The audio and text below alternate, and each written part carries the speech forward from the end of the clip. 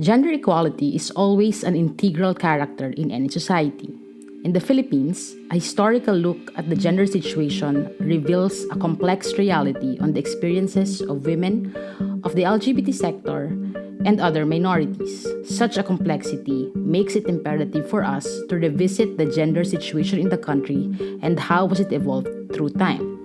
Because gender inequality and discrimination, Sexism and misogyny. Unpaid reproductive labor, hindi na bago yan. I am Lee Candelaria. I am Aaron Malyari. And I'm Vec Alporja, and welcome to another episode of Podcast, Conversations on Philippine History, Politics, and Society.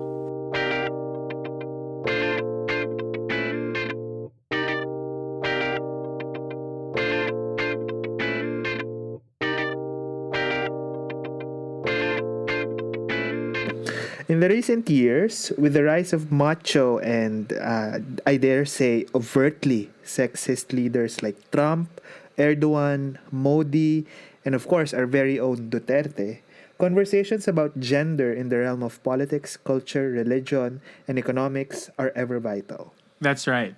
Actually, yung paglutang ng mga sexist na rhetoric coming from these leaders in the recent years should make us reflect. Gaano na nga ba kalayo ang narating ng mundo o ng Pilipinas on the issue of gender equality and women's rights? And to dive into this, as you mentioned, very important issue that has confronted us since time immemorial, we were joined by Sharmila Parmanand, a research fellow at the Department of Gender Studies of the London School of Economics and Political Science and a research consultant at the Global Alliance Against Trafficking in Women.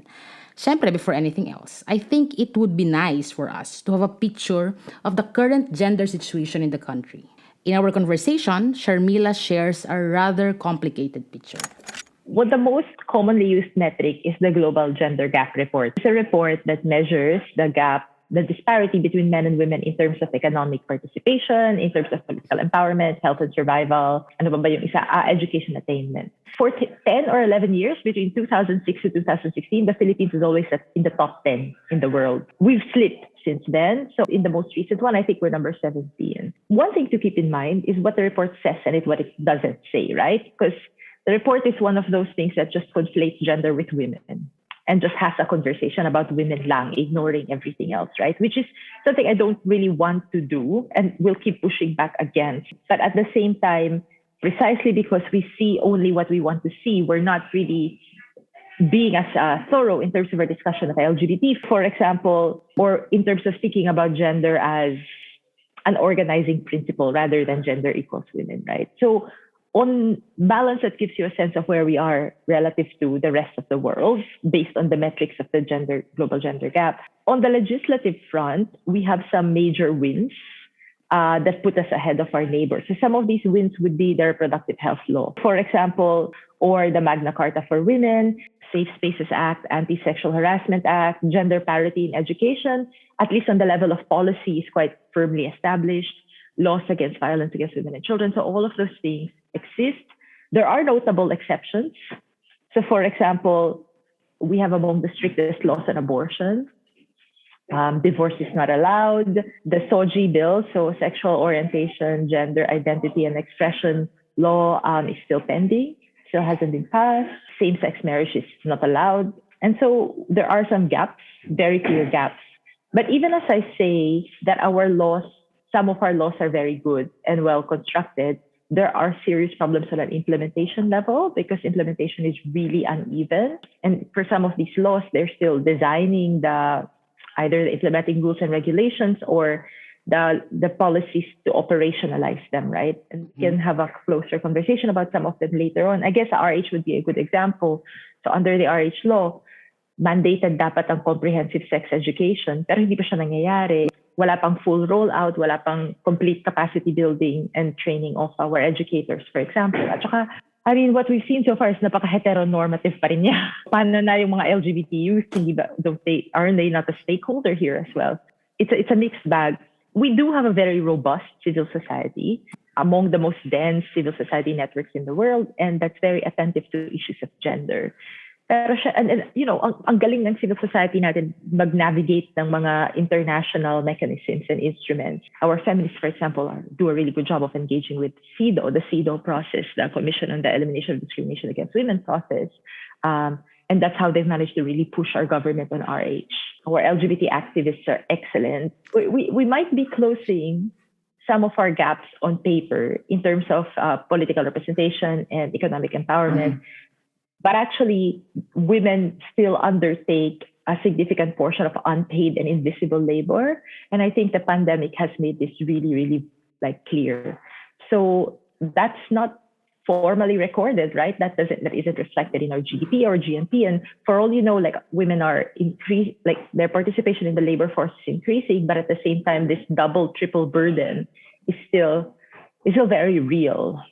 So talagang complicated ang current gender situation natin sa Pilipinas. On the one hand, our standing on the Global Gender Gap Report, at least in the recent years, were outstanding, especially kung titignan alongside other aspects of our country profile, like, being predominantly Catholic or having a low Human Development Index. On the other hand, andyan pa rin talaga yung mga perennial na problema like yung kawalan ng divorce sa Pilipinas at yung sobrang stigmatized na tingin sa abortion that essentially deprive Filipino women of their right to self-determination and body autonomy.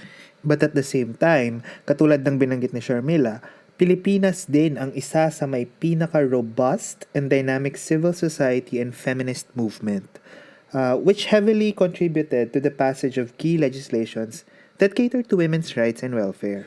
At mahaba ang kasaysayan, ang kirusang kababaihan sa Pilipinas. So, alongside the development and advancement of feminism in the world, nagkaroon din ng mga grupo ng kababaihan who really called themselves feminists, like the Asociación Feminista Filipina, founded as early as 1905. And later, these groups would multiply and create a vigorous movement for women's suffrage that started in 1907 hanggang finally ay ma-achieve ang kanilang karapatang bumoto noong 1937. So, 30 years yung kilusang ito. So, at present, tulad nga nung nabanggit kanina, we have a strong and consolidated women's movement in the country. Pero hindi lang kilusang kababaihan ang lumalakas . So, in the past decades, the LGBT movement in the Philippines has also gained momentum. So, tingin ko yung yearly Pride Month celebration natin is actually indicative of this one. Be that as it may, a lot of things remain deplorable when it comes to our gender situation, lalong-lalo na when it comes to the persisting sexism na tulad nga ng nabanggit kanina sa intro ay lalong pinatitingkad ng Dutertismo. Sharmila, however, would say na hindi na bago yan. Let's listen to her appraisal of the effect of a leader like Rodrigo Duterte on the gender situation in the country. The Duterte conversation, I think, is a really tricky one. It's easy to fall into the trap of thinking that, Duterte himself is so different. And I think my answer here is Duterte is both different to his predecessors, but let's not overstate how different he is from the historical antecedents of this kind of behavior. Of course, there is a level of normalization of sexism that happened that to some extent, I think, is unprecedented. Because we already had these macho tropes before, like ERAP, right? Or even FPJ. But with Duterte, like the rape jokes or like the soliciting a kiss from a fan in public, shooting them in their vaginas comment, it does take it to a completely new level. And I do think that is... That has a normative effect as given the visibility that he has and the authority of his office, right? It also kind of changes the rules of the game to some extent and changes like the shape of public discourse. It kind of traps the women around him into a difficult double bind. And so we've seen this happen with Lenny in particular, right? His initial overtures towards Lenny, his initial, and interactions with her was a combination of continuing to undermine her by saying she's too weak to be vice president, and then at the same time complimenting her on her attractiveness, right? And like trying to publicly flirt with her, which really, given the cultural norms, makes it very difficult for female politicians to operate. If you rebuff that too strongly, magmumukha kang pikon or frigid, like why can't you take a compliment? Compliment ka na nga, dapat ma-flatter ka. But then you can't also be too flattered because then that would make you like a bit, you're not respectable anymore. So you have to like toe this delicate line. So that kind of misogyny changes the game for other politicians as well. And obviously, very material consequences. These are cultural effects. Also, like they have material consequences, right? Emboldening of the police force. I mean, we've always had quite a brutal and quite a, somewhat corrupt police force. That's always been the case.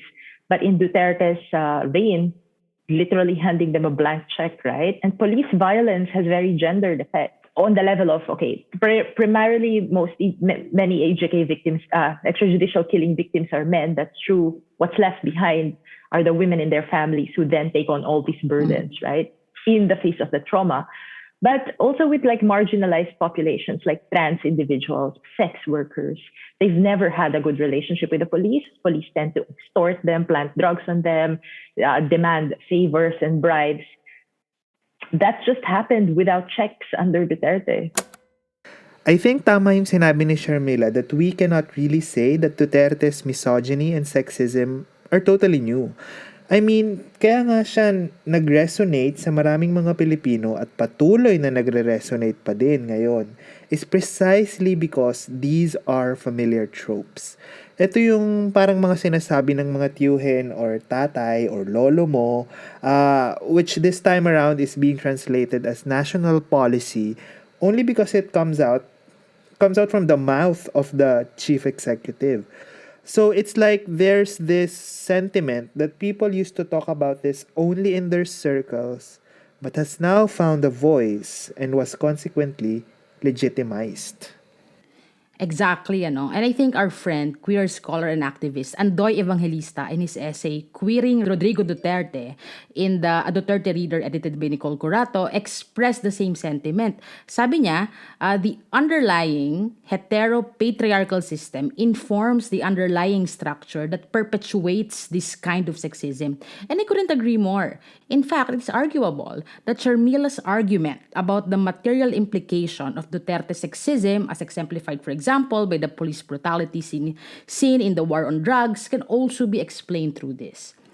So, we know that, most EJK victims are men, but women, particularly poor women who were left to fend for their families, also experience a uniquely harsh kind of victimhood.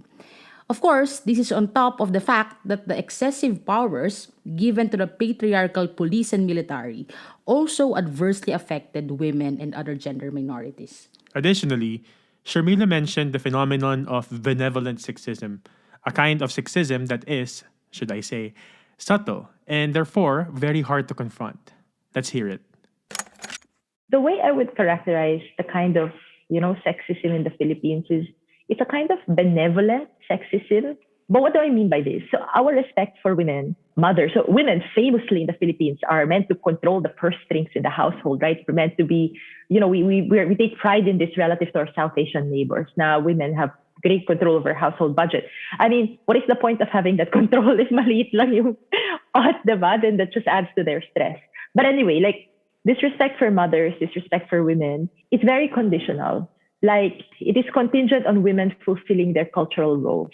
But the moment they step out of those cultural roles, it is suddenly withdrawn, right? So the moment they threaten that cultural order, I mean, it's not a surprise. I mean, it's true. We've had 2 female presidents, but only after cases of unthinkable chaos, right? So in Cory's case, her husband was murdered and then a dictator was toppled, right? In GMA's case, Erap was ousted. And now Lenian, the uphill battle that she's facing, despite being very competent. We don't like it when women seek power. We are happy for them to be present. We are happy for them to be doing a lot of the background work. I mean, even in the peace process, it's well documented, like women doing a lot of the heavy lifting behind the scenes. But when it's time to take credit in public and it's time to claim power, we don't like it when women do that. The second part of this benevolent sexism, and here I'll give a bit more concrete examples, is it tends to be quite a paternalistic conception of caring for women. So it's like, I need to protect you. And we tend to see women in general as either victims or victims in waiting that are in need of masculinist protection. And we see this in Duterte's own drug war. Like when I did a survey of his speeches, right? The most prominent trope that he uses when he justifies the drug war to people is drug users are crazed rapists who threaten our women and children. And I am simply doing this to protect our women and children. And I mean, even our laws on trafficking and sex work just assume universally victim category. And the only way you can be seen as an agentic actor is if you first identify as a victim who is willing to be repaired and transformed and rehabilitated, and then you can be empowered. And then this gives rise to very material and problematic things like for our migrant workers, to some extent, we overregulate our women migrant workers. So ang daming requirements to supposedly protect them from trafficking, but each requirement has a cost. The more you increase the cost on this worker, edi mas lalo siyang nababaon sa utang. Or edi mas lalo siyang nagiging vulnerable. Or maghanap na lang siya ng irregular channels to migrate, for example. Ganon rin with sex work. The more you make it difficult and the more you push them to do it in the shadows, which then makes them even more vulnerable to clients and third parties and more dependent on these people, right? So yung benevolent sexism has informed not only the cultural norms on how we deal with women, but also our policies that always place women as victims that are in need of saving and at times in need of correction or reparation. To a certain extent, this actually deprives women of their agency, you know? Yes, but what really struck me from this statement was Sharmila's characterization of the respect bestowed to women. That this particular respect is very conditional. So, to a large extent, talagang expected pa din that women adhere to cultural norms before they are deemed worthy of respect. Eh kung tutuusin, everybody deserves respect, di ba? That should be most basic. At nabanggit si Andoy kanina, naalala ko din tuloy yung mga kuda niya on homo nationalism. At bahagi nun, sabi ni Andoy, ay yung level ng pagtanggap sa mga bakla ay nakaangkla pa din dun sa perspective na ano ba dapat ang itsura, behavior, at pagkilos ng isang air quotes bakla. So dapat, para maging acceptable, gay men should be decent, consumerist, and in the Filipino culture, family-oriented or mabuting anak. So, this kind of selective tolerance or selective respect is actually applicable not only to the way we perceive women, but also to the way we deal with the LGBT and the many issues related to this. I couldn't have put it any better, ano. Also, gusto ko lang ding i-point out that benevolent sexism and this selective kind of tolerance have such a long history. In a paper that I wrote on the women's suffrage movement, for example, ganyan-ganyan din yung line of argumentation ng mga male politicians who were against the women's right to vote. Sabi nila, we place our women at the pedestal and forcing them to get involved in the dirty business of politics would only contaminate their purity. Ganyan. Tapos later, their position will evolve into something like, we cannot grant this women's suffrage because women aren't interested in politics anyway. That is despite the decades-long women's suffrage movement, ha? So Manuel Quezon, the top politician of the period, in one of his speeches would later tell the suffragettes that, hey, not because you are already allowed to vote, it already means that you will make it your business to dabble in politics every day, ah. That's unbecoming of ladies. So, diba? So, to a certain extent, we can say that the universal suffrage really did not make politics in the Philippines less sexist. Pero yung tanong, what are the factors that make this kind of sexism in the Philippines persist? Sharmila emphasizes the role of religion. So, I think maraming factors. One very prominent one, I think, is the role played by religion. So at the moment, we have a very powerful and politically engaged Catholic Church. We also have a rise in conservative Christian groups, right? Like Iglesia, El Shaddai. So as far as the Catholic Church goes, to historicize, we were not always Catholic, as everyone probably knows. And there's a lot of research to suggest that our gender and sexual norms might have been more fluid and in some ways a little bit more egalitarian than the current norms that were artificially imposed on us, which is why I find it quite rich when the CBCP, for example, says, reproductive health is against Filipino values. And I'm like, and the Vatican is intrinsic to the Philippines? Like, source, what? So that was externally imposed. But, it's been over 300 years. They've also like internalized this encounter between that foreign imposition and local cultures has yielded different cultural formations of Catholicism in the Philippines, but we still are very compliant with the hierarchy, right? So a Catholic Church A has political influence, as do these emerging Christian group, and the practices of block voting ensure their role as major political players, because politicians actually seek their endorsements, don't want to cross certain lines that will displease them. But also, we shouldn't underestimate the control of the Catholic Church over our school system. Literally, many of our private schools are faith-based, right? So they are literally reproducing the political and intellectual elite of our country.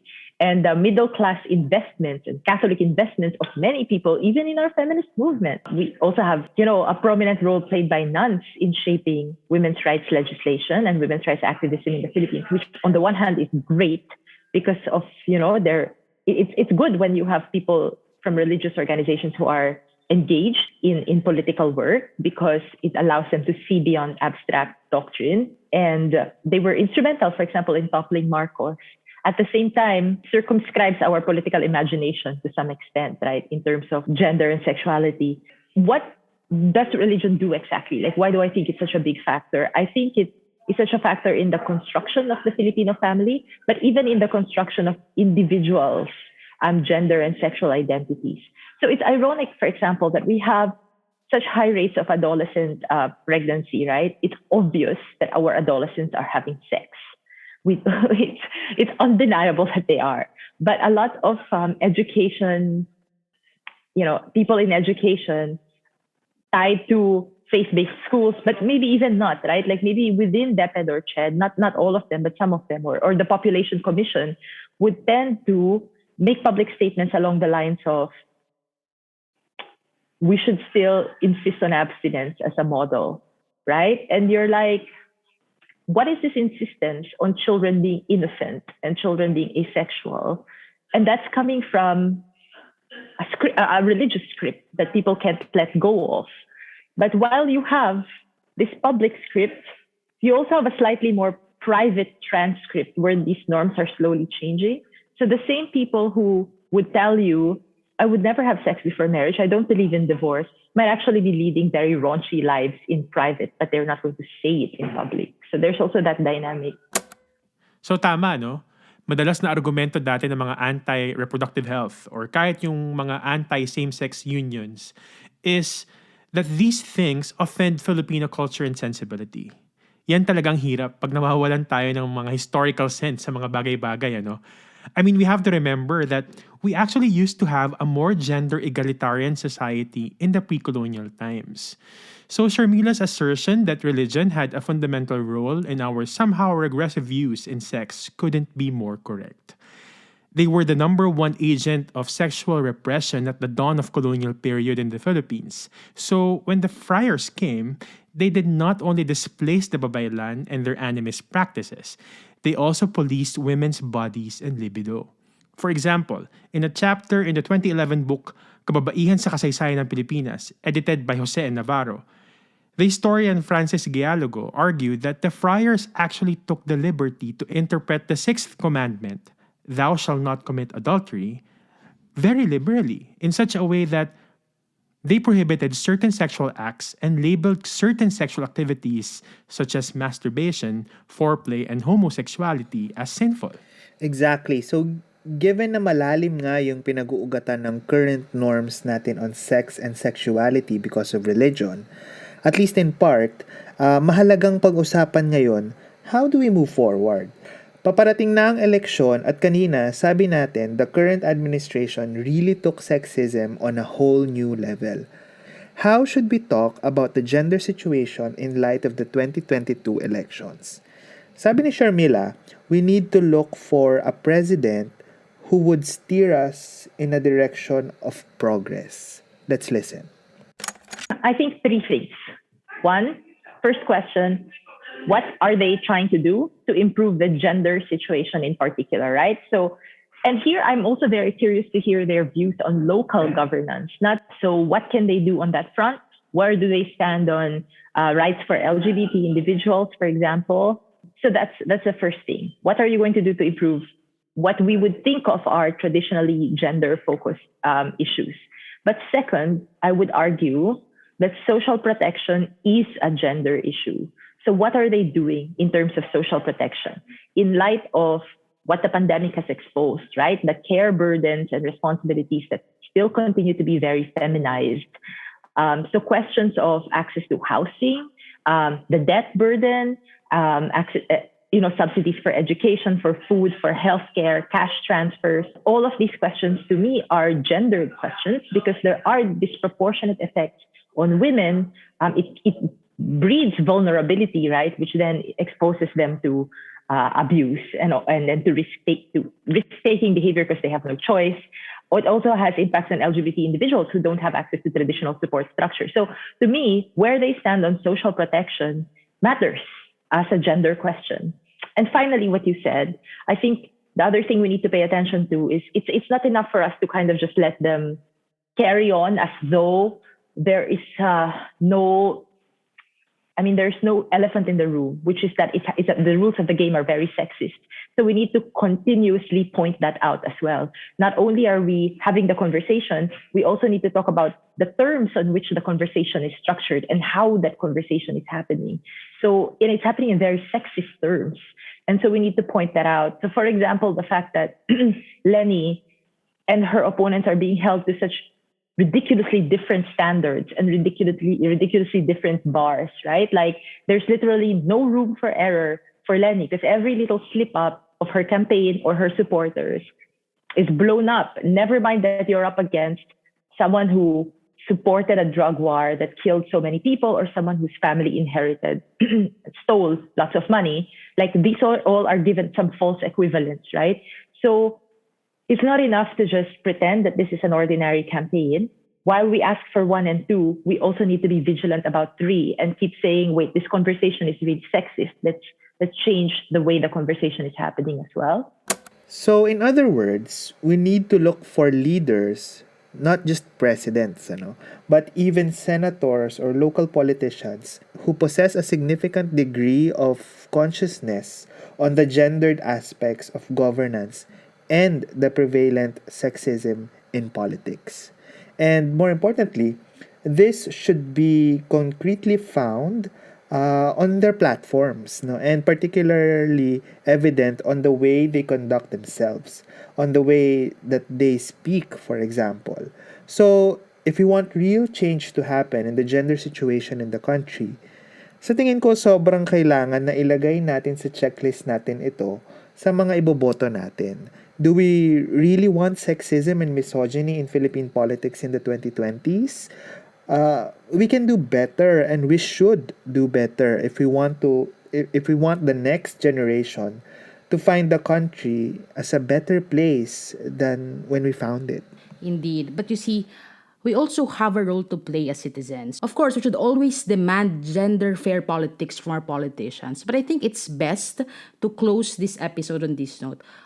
What should we do as gender advocates, as feminists, allies, moving forward? So Sharmila, a gender scholar and activist herself, has this to say. It's so comfortable sometimes to stay in our bubbles, like on Twitter and Facebook. And I disagree with the critics who say that social media has no value. It really has. It has a transformative value in terms of, it might not necessarily translate into votes, but in terms of changing people's perceptions of gender and sexuality. Like in my case, a lot of what I've learned about sex work, I learned first online. At the same time, if the goal is more widespread change, we need to get out of our comfort zones. We need to be willing to have these difficult conversations with people. We need to be patient and not beat people up when they don't have the vocabulary or the theoretical frameworks that we do because we happen to have been more exposed to them, right? Mm-hmm. It's also important to not be convinced that we have all the answers because even within our own movements, there are silences and there are epistemic injustices, right? There have been groups, sex workers, trans individuals who are less listened to and that we are talking over. So we need to be conscious to not reproduce those hierarchies within our communities. And in a more front-facing way, I think we need to try to build more alliances between the gender cause and issues of economic justice or even environmental justice. So I am very familiar with the criticism of the left in the Philippines and how they haven't done very well on the gender front. Sometimes I get that. And it's important to like call them out for that. But at the same time, I think there's still space there for, a Marxist feminist alliance. So to not forget that class is such an important part of the gender conversation too. So be willing to engage in difficult conversations, get out of our comfort zones, and continue forging greater unities for our vision of gender justice. That wraps up our episode for today. Thank you for listening, and we hope that you have picked important insights in this conversation. If you want to hear the full interview with Sharmila Permanand, it's uploaded on our website, so head on over to podcast.org. Let's continue the conversation on social media. Follow us on Twitter, Instagram, and Facebook. Of course, also on YouTube. So once again, thank you very much for joining us today and have a good day.